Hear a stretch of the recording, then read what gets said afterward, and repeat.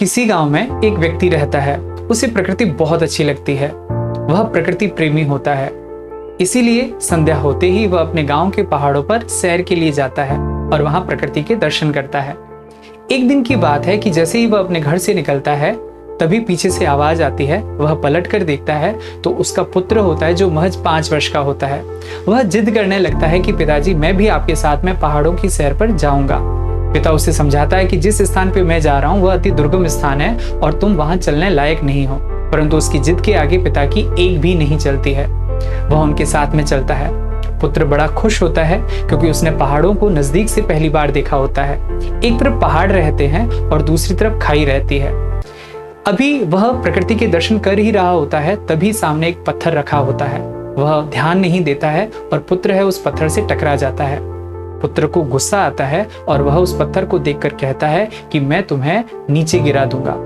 तभी खाई में से उसी की आवाज वापस गूंजती हुई आती है और वह आवाज होती है कि मैं तुम्हें नीचे गिरा दूंगा।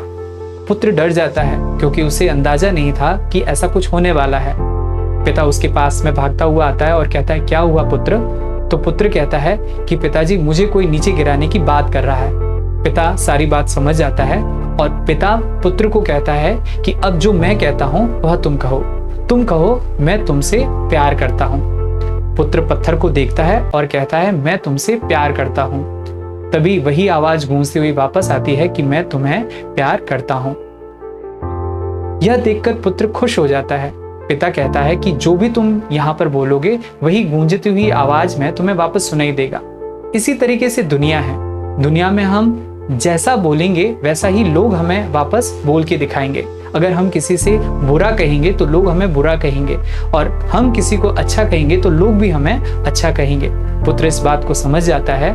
अब जब वो वापस जा रहा होता है तब बहुत खुश होता है और जैसे ही वह अपने घर में पहुंचता है अपनी माँ को बोलता है, माँ, मैं तुम्हें प्यार करता हूँ।